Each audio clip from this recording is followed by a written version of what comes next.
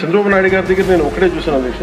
నేను ఎక్కడ చెన్నై నుంచి వచ్చాను, నేను హైదరాబాద్కి ఎర్లీ 90s వచ్చినాను. 90s వచ్చినప్పుడు నాకు పుస్తకాలు చదివేటప్పుడు నాకు లీక్వాన్ యూ గురించి తెలుసు.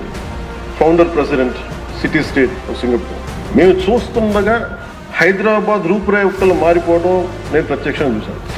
మేము తిరిగిన మాదాపూర్ కొండల్లో కానీ లేదంటే ట్రెక్కింగ్కి వెళ్ళిన కొండల్లో కానీ అసలు ఏమి రాదు, ఏం జరగదని, ఈ కొండల రూపురేఖలు మారిపోతాయా అని అనేది చాలా ఆశ్చర్యంగా అనిపిస్తే మేము చూస్తుండగా రోడ్లు వెడల్పోయినాయి. అసలు ఇంత రోడ్లు జనం లేరు, ఇంత రోడ్లు దేనికి అనుకునేవాళ్ళం.